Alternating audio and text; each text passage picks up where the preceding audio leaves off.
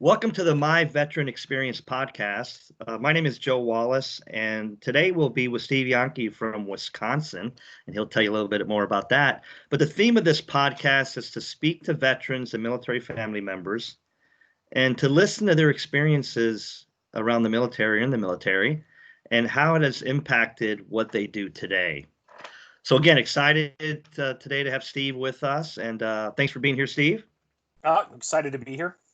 Great. And just I've gotten to know Steve a little bit over the last several years. We attend similar events, to the same events, and I've gotten to know him a little bit.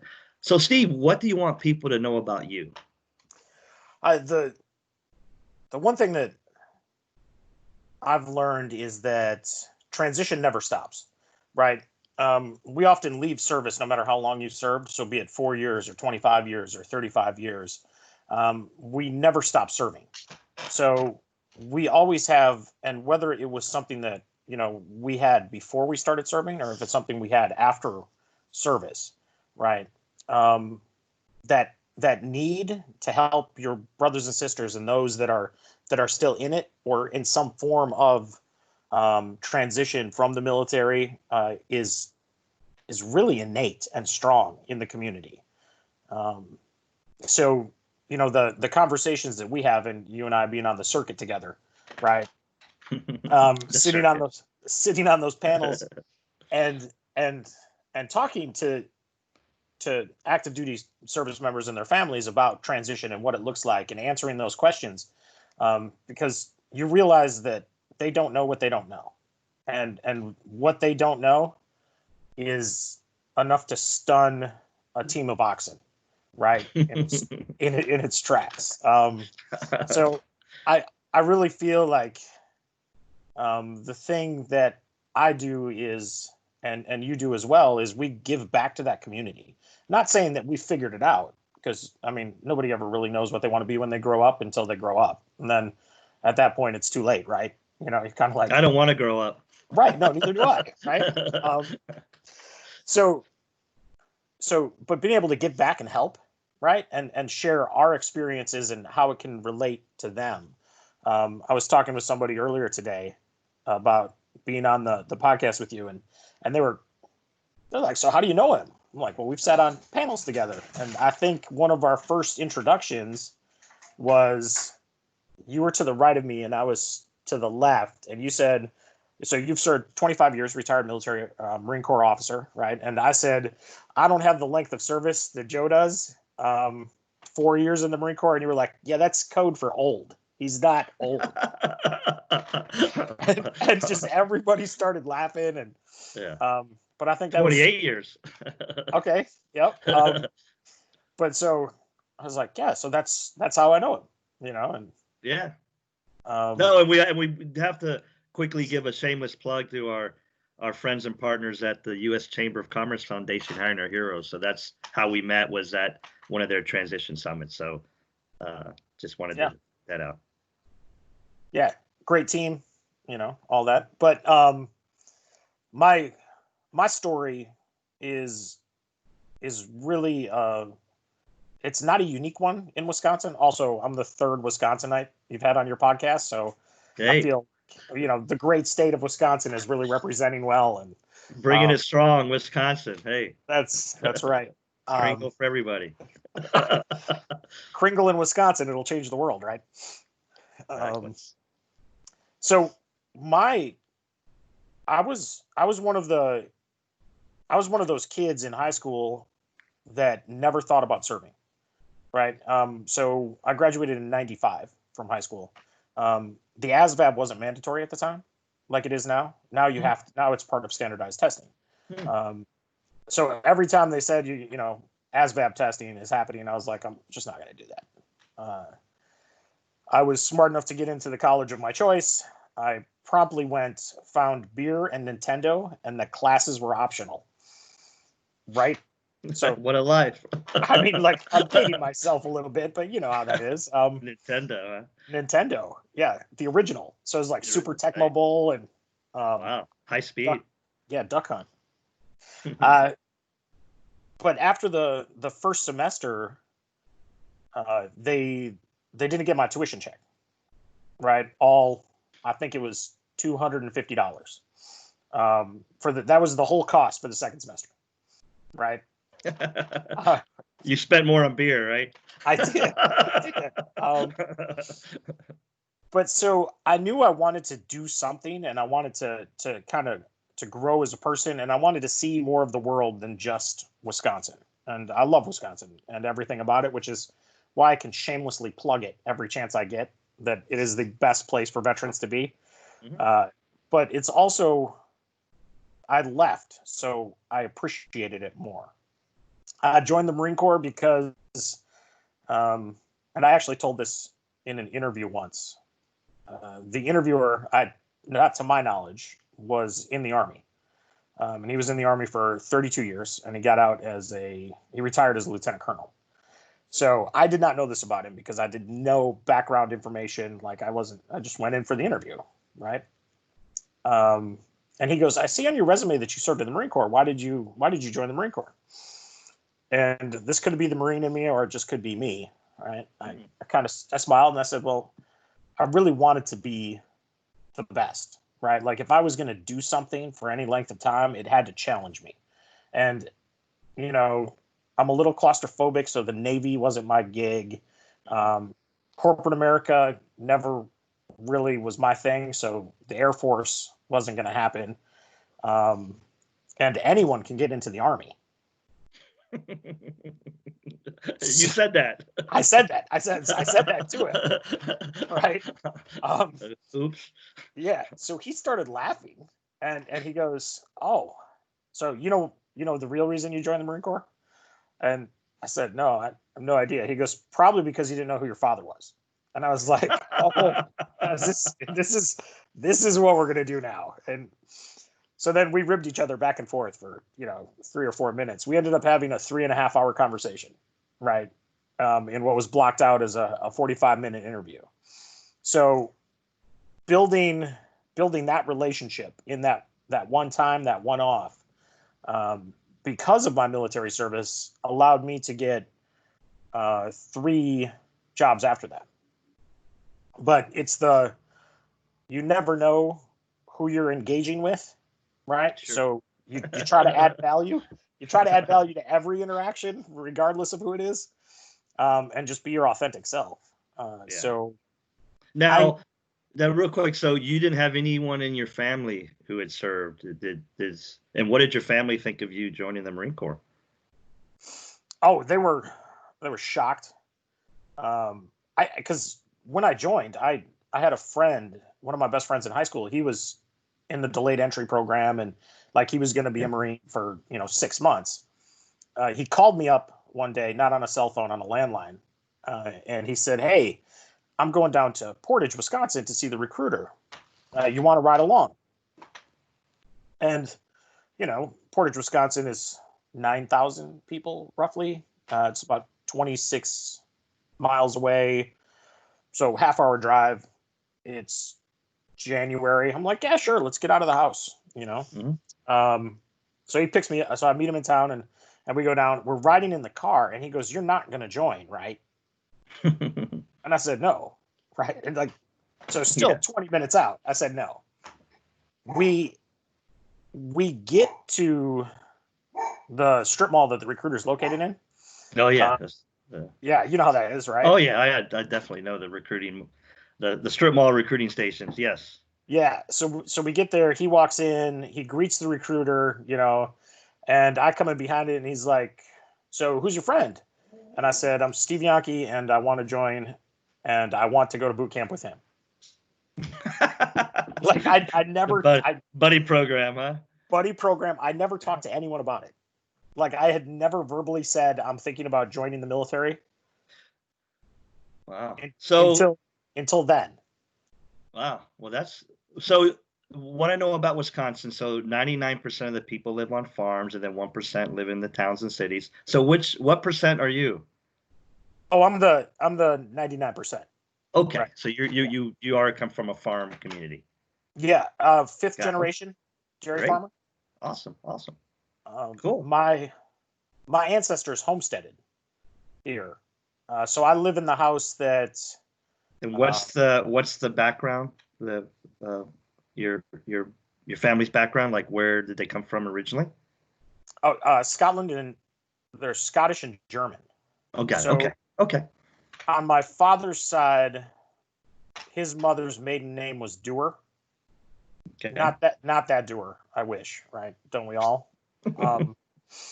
But Dewar, and then Janke, and then on my mother's side, it's Schlobaum. Okay, cool.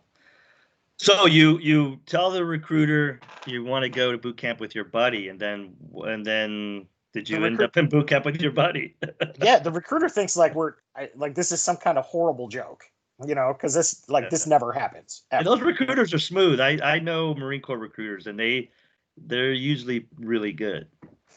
Yeah, he wasn't bad. I'm not gonna say he was the most polished salesperson I've ever seen. So he said to me, he goes, he leaves in 22 days. I said, perfect. Let's make it happen.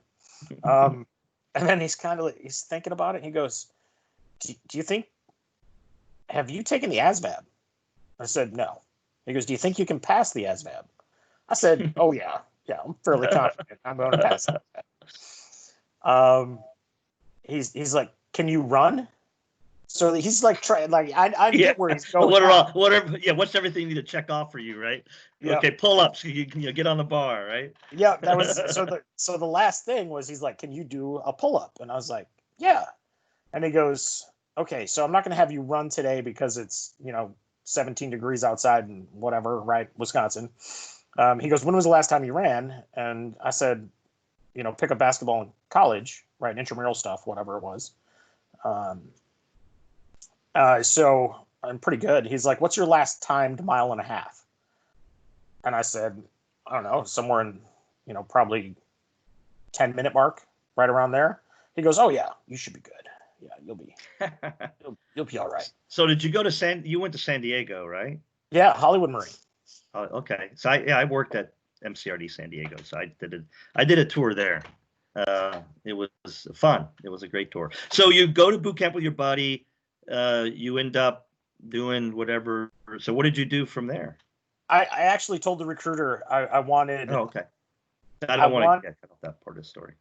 Oh, no. But he goes, what do you want to do in the Marine Corps? And I said, I want a job that has no practical application in the real world. Okay. Right? I knew why I was joining. Yeah. I was joining for 4 years so I could figure some things out myself, right? If I really wanted to be a dairy farmer, if I really wanted to come back to the family farm and all that stuff. Mm-hmm. So he said, I'm all out of infantry slots. First time he's ever said, he goes, the first time I've ever said that. He goes, but I have artillery.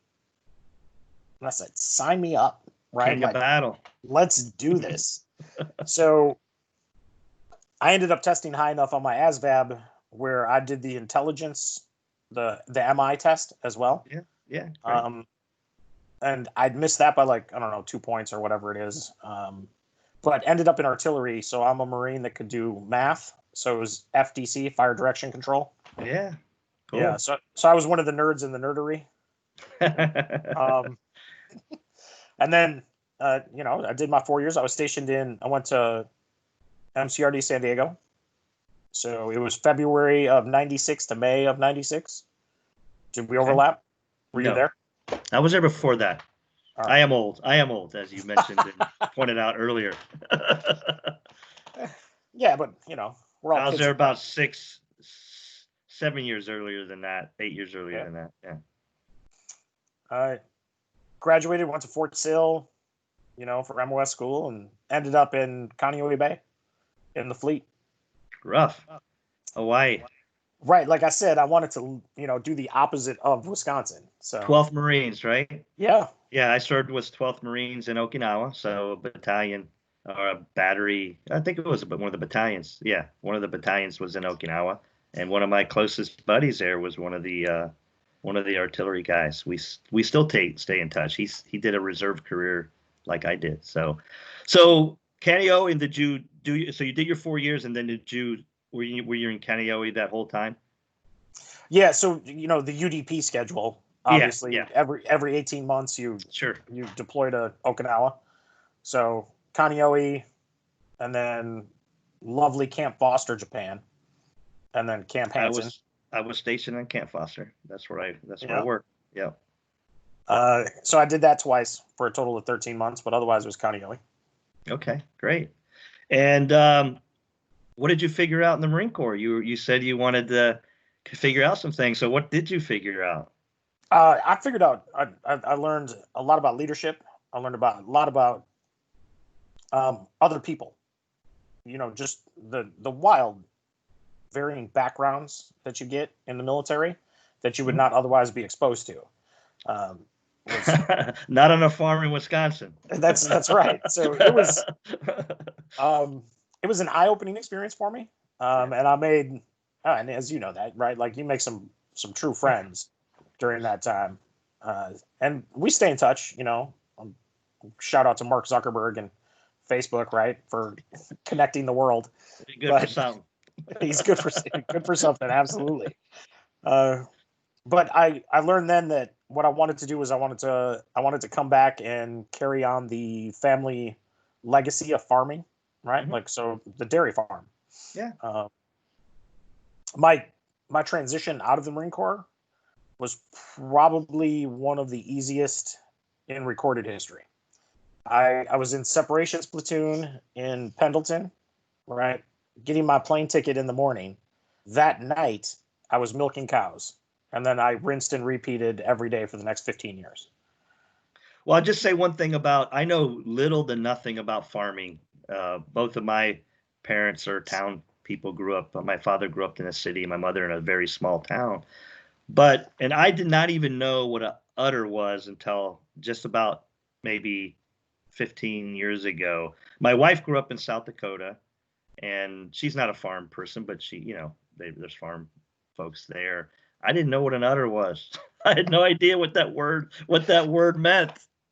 That's utterly ridiculous.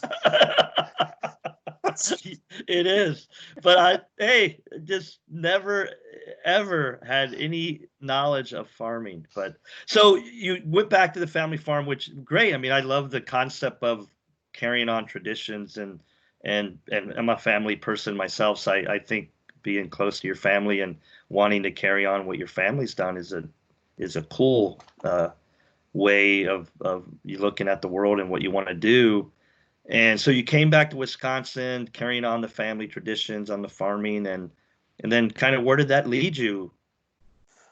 It led me to realize that the economics of a small family farm did not support actual prosperity. I mean, it's a lifestyle choice you make when you farm. Uh, in those 15 years, I averaged 7 days off a year. That's including weekends, right? So it's I'll just say, fuck that.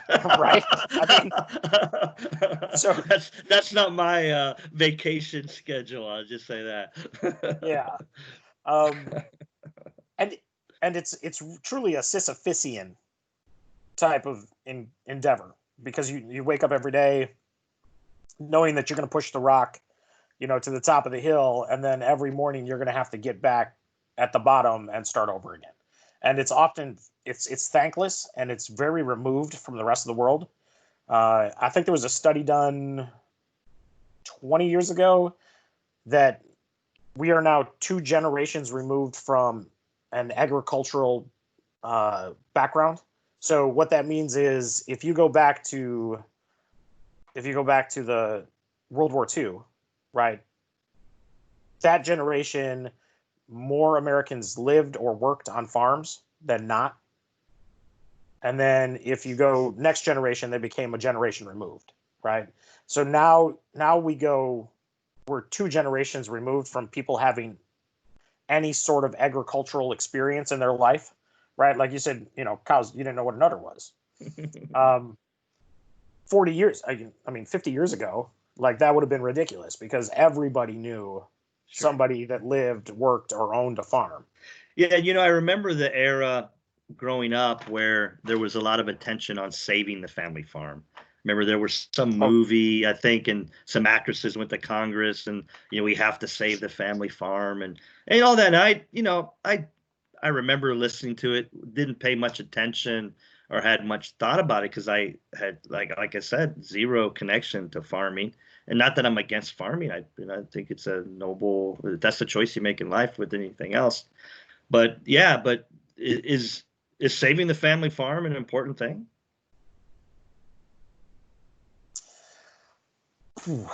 that's a tough question. It's layered. Yeah, you don't have Um, to. We don't have to get it. I don't want to make this a discussion about that. I'm just asking the I mean, question. You can be quick about it. yes, it is important. Okay. Um, it's important for several reasons, but also the the condemnation that um, large farms get, like they call them factory farms, Hmm. is often misleading because a lot of those factory farms started out as family farms, and it's still Yeah. families that own them. They've just took advantage of economies of scale to become more proficient in what they do. Yeah. What's wrong with a factory? I don't know. I mean, they're I producing something, right? I don't know what's wrong. Right. Why that word is a bad word, but Well, in farming, it's a bad word because then like this factory farm doesn't take care of its animals, and it's yeah, yeah. they're That's a so connotation around it. yeah, so they're thinking Upton Sinclair in the jungle, right? Yeah. Like it's terrible, um, bad for the environment, bad for the soil. They just all they care about is money, blah blah blah. But Right. it's still a family Sure. that probably has farmed. Like I currently live in the house that was built in 1906-07 by the That's cool. Bachelor brothers that homesteaded it. That's Uh, awesome. so I is have the to house? come. I'd like to come check it out at some point. Yeah, I'll come absolutely. visit. Um, So you kind of figured out that it wasn't the prosperity or the lifestyle that you wanted, your choice. And then what did that lead? Where did that lead you? it led me to two very distinct skill sets that had no use in the real world. Um, right, Hmm. like Marine Corps artillery and dairy farming. You write that on a resume, and people are like, "All right, so you're going to get up early and you're going to work really hard. Nice job." And that's kind of it. And I think Um, it eventually led you to bad mouthing me on a panel, but we'll fill that in how that journey came to be. yeah, so um, I often joke about it when I give my elevator pitch of who I am. Right, I I realized that physically I didn't want to shovel shit anymore, but I'll do it verbally for a living. No comment for me on that one. Um, I'll leave that alone. It might smell a bit, but go ahead. um, but so I started building my network to transition. I saw the long game in 2011, and I had no plans to sell at that point. I mean, I knew that some point in my future, like I had a long term goal and some things, that I wanted, placeholders where I wanted to be on my Mhm. journey. But I also knew that, some things had to time out correctly, and I needed to get parts in place on the front end in order to make the back end move successful. So I started building my network in 2010, 2011. 2008, I was elected to the local school board, right? So I always felt like politics was going to be my jam, right? Go back to that shoveling shit thing. Um, and then, um, so I started building my network. I volunteered in, 2010, 2011, 2012, like for anything I could. And, um, but just building those relationships that then I later would use in my transition, um, in order to make that successful. So in 2014, November of 2014 is when we milked the last cow on our farm. Okay, so you decided to close the farm down completely then. Your family Yeah. did. Okay. Well, no, I unilaterally decided. But okay, so you decided. Okay, that's fine. Well, no, part of it is because my father, he'll even admit this. He would never stop. Yeah, yeah, Just he would have. Yeah, yeah. it's all he's ever known. Um, the really funny family story, which is not so funny, but it's also funny, is his older brother. who is, I want to say 16 years older than him, lost his right arm right above the elbow. It was a tragic woodcutting accident with his sister. That sounds like a. It sounds completely made up, right? Yeah. So his younger the sister. the accidental farm accident, the lost the Yeah. arm. Yeah. So back then in 1946, right? If you didn't have two arms, you couldn't take over the farm. You couldn't be a farmer, right? So my grandparents on my father's side said we have to have another boy, and then boom, 9 months later, right? Like production specialists, they were. I mean, apparently they just like order, check. Son on the way. Yeah. So 9 months later, in 1948, my father's born. That's so he was born to farm, and he was really born to farm. Yeah, so you made this decision, and then you're building your network, as you said, your school board. You thought about politics, and then was there any specific person, situation that kind of led you in a certain way, like a mentor or somebody that said, "Hey, Steve, man, we've got this opportunity. You're perfect for it." I mean, what led to and you're going to get to what you do today here in a second, but was there anything that was a catalyst for this? Actually, yes. During one of the school board days, the lobbying days at the Capitol, the Wisconsin Association of School Boards gives you these are the three things we're going to talk to state legislators about. This is your list, right? So you go around as a group to your representatives and your state senator, and you say, our school district wants this, this, and this, or needs this, this, and this, or these would be good, whatever it is. And I told him no. I said, my school district doesn't, we're in a good place, right? We just want to say thank you. Understanding that, at the time, public education was, I think, 32% of the state's overall budget. Wow. They make a lot of tough choices already. So we just wanted to say, hey, thanks for, doing what you do. Stop passing things to make it easier to run for re-election, and let us catch our breath at the district level, because initiative fatigue, right? Mm-hmm. Lawmakers love to run on educational proposals, but they don't realize that those educational proposals have to be implemented. So the more shit they just pile downwards, the more local districts spend on trouble. You got you have to operationalize these things, right? Right. So, that was kind of the message I wanted. That's what my district wanted me to send. And so I said that, and somebody stood up and they said, we want to go with him. And all the rest of the districts were like, no, we'll stay together and, do what we're kind of told.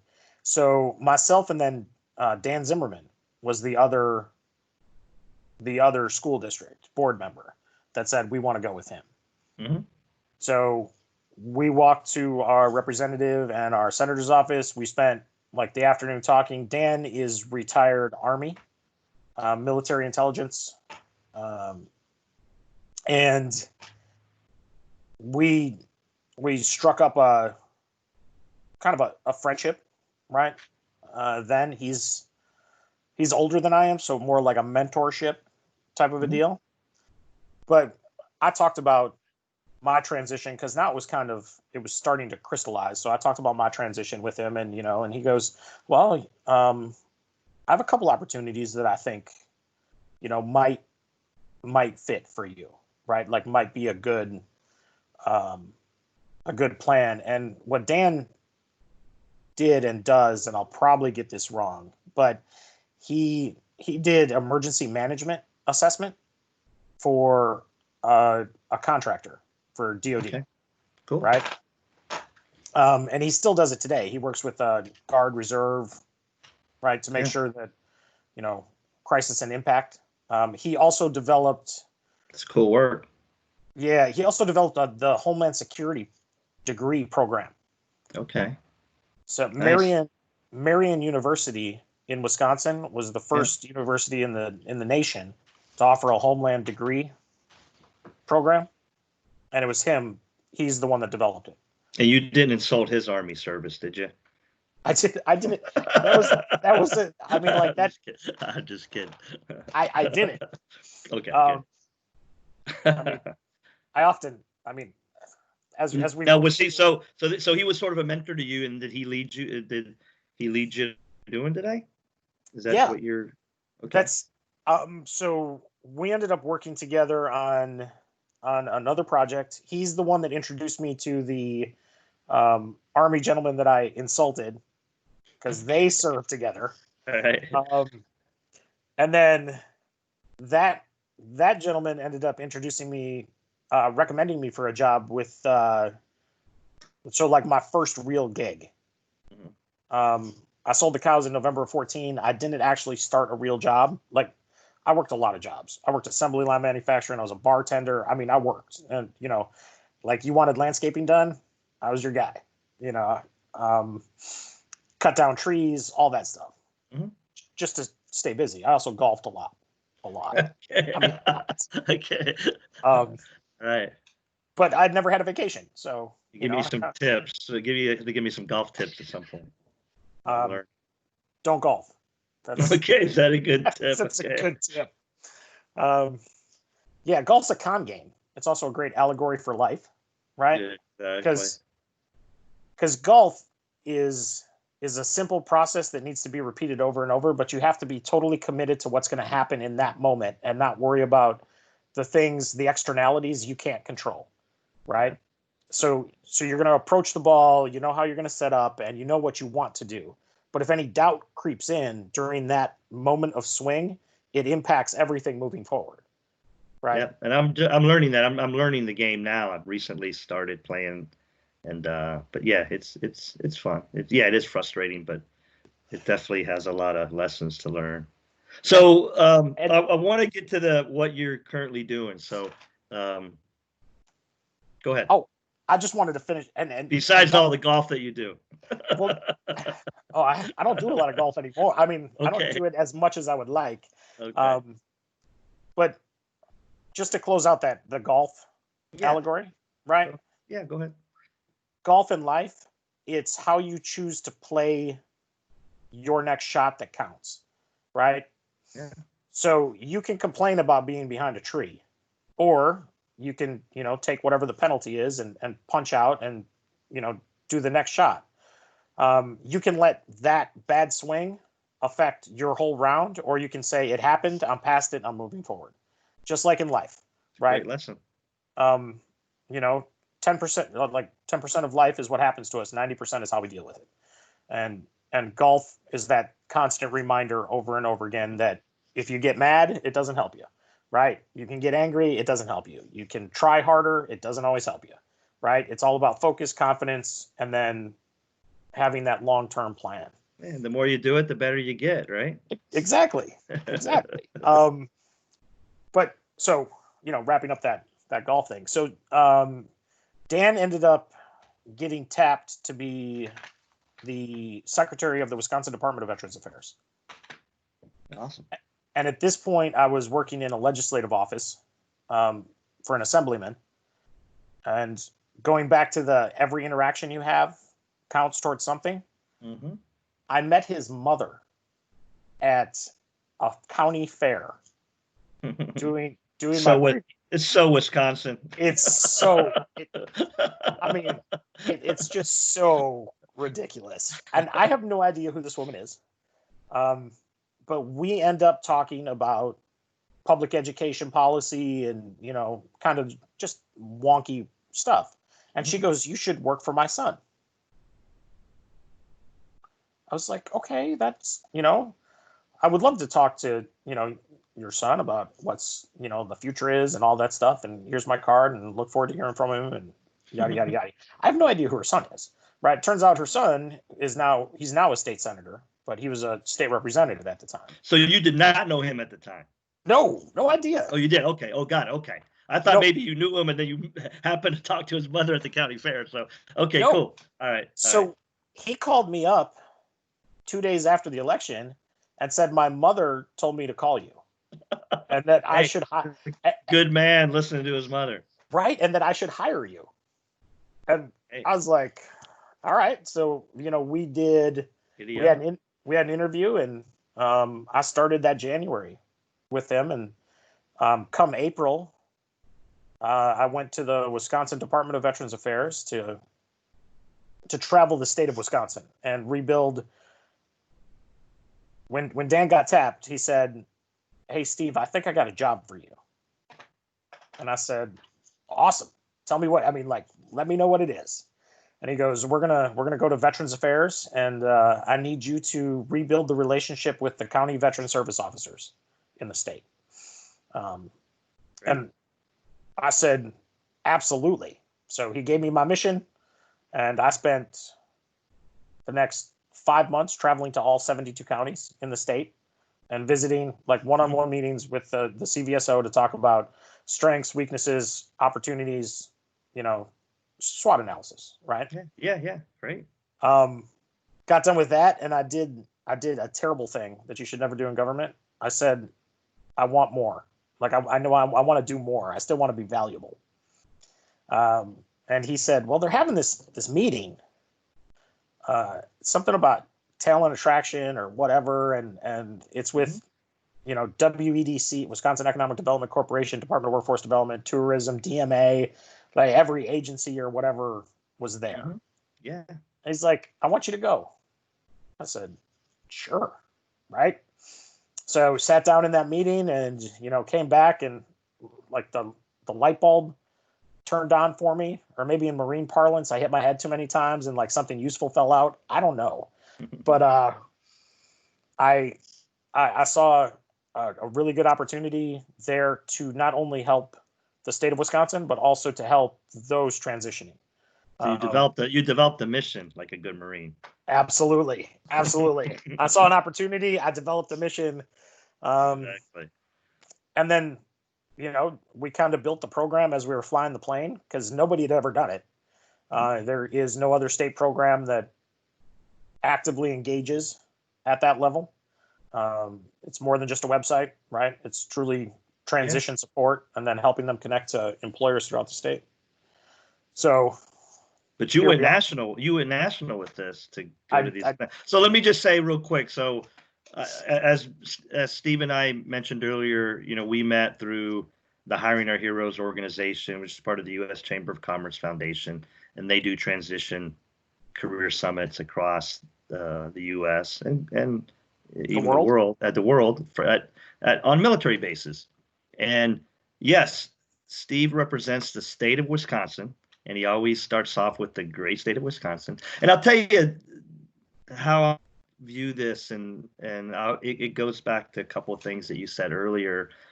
And so you're like a Wisconsin son. I mean, you're, homesteader family farmer, went back to the state you grew up in when you left service, and then you've been serving your state since then. And I'm in my mind, I'm a little envious of this sort of, I grew up, my father joined the Navy. He enlisted in the Navy, and he left his hometown, his Birmingham, Alabama. My mother is from Spain and left her hometown when they got married.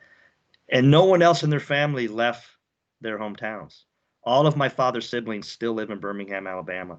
All my mother's siblings and their families still live in her small town in Spain. And I never had that tie to something.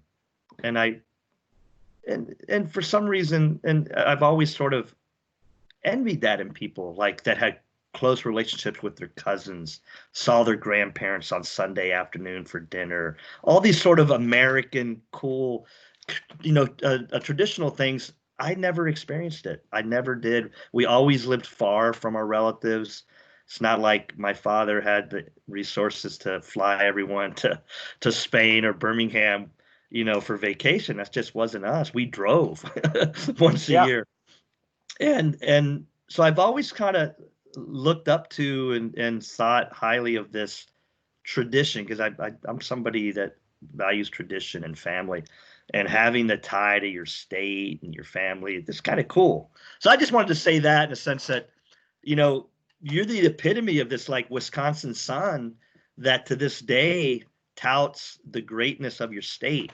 And so going a little bit about how you do that and what your organization does at the events to talk about the great state of Wisconsin. Yeah. So I'm an unabashed homer for Wisconsin, right? Like I will talk junk about any other state every chance I get.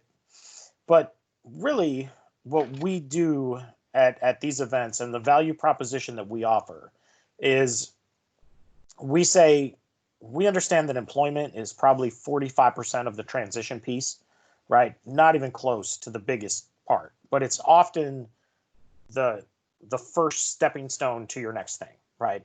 And it's the employment is generally the barrier to the successful transition, not because it's the whole transition, but because it's the first thing that has to happen, right? So understanding this, and then also understanding that successful transition really depends on feeling connected to the community that you're going to go to. What we do is we leverage the career opportunities in the state with our, 77 plus partners throughout the state, giving us access to over 450 companies throughout the state with a single portal. So that's the opportunity side. We understand that Wisconsin has the best quality of life. Well, we're actually third in quality of life in the nation, like official rankings. Okay. But we can actually count our lakes, unlike Minnesota. So we have 15,000, right? They only have 10.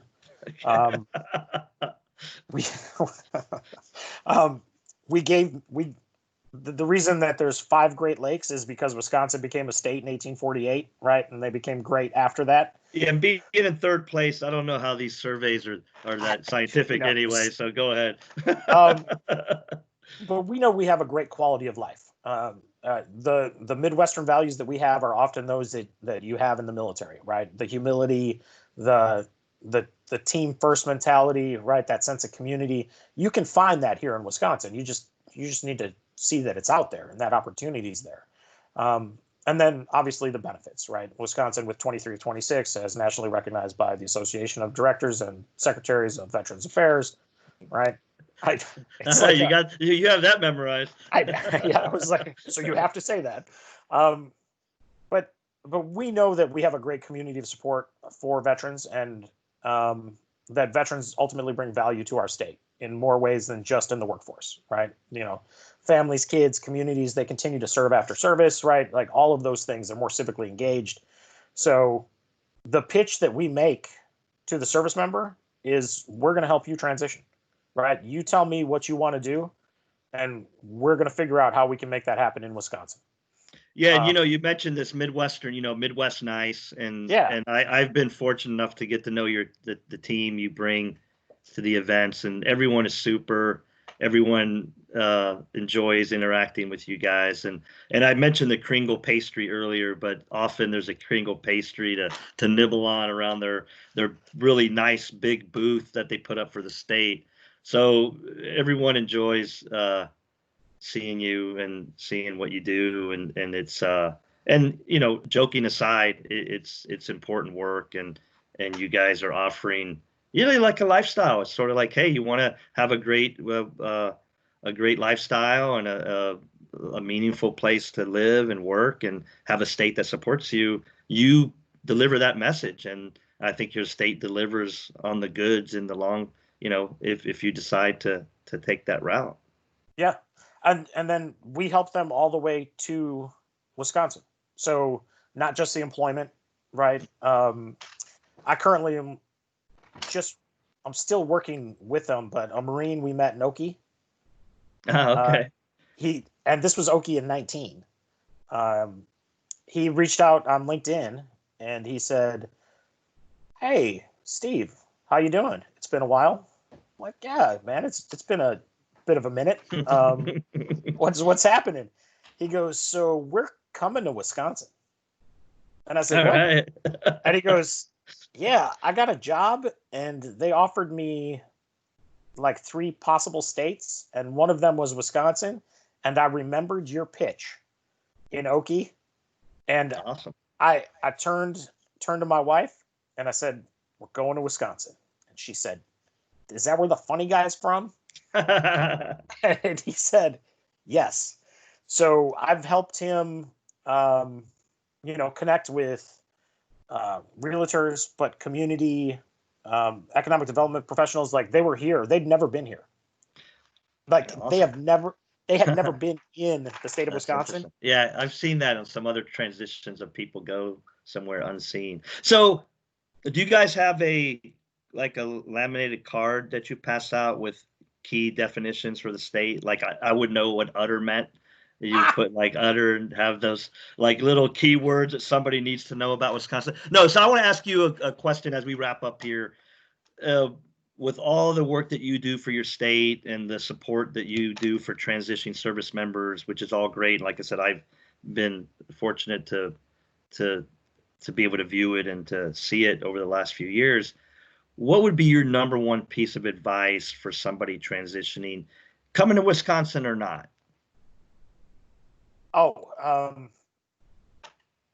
Number one piece of advice is you need to put your mindset during transition in the place where you want to be at the end of transition. Too often in the military, especially active duty, and if you're careerist, right? So if you're, doing 8 years or more, right, you've probably reached a senior NCO or, at least junior military officer or higher type of a rank. So you have responsibilities. And the thing that you need to remember is the military is not going to care about you once your EAS or ETS date happens, right? But they are damn sure going to make sure that you work until that happens. And you feel responsible to that team because they're your team. But ultimately, the only I in team is me, right? Like, you need to start putting yourself where you want to be after transition, because you're the only one that's going to care about it. Awesome. They are going to tell you, right? Like, oh, we care. And then they're going to schedule you for, duty and whatever else.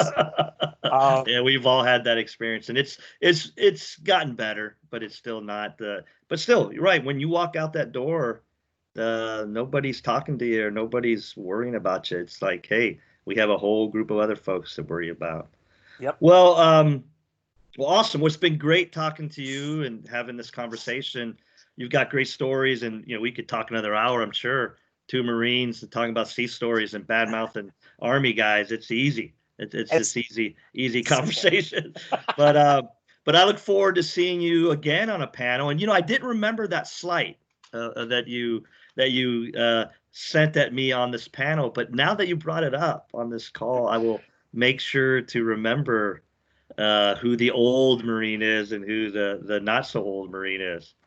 Yeah. So you're the one that you called yourself old.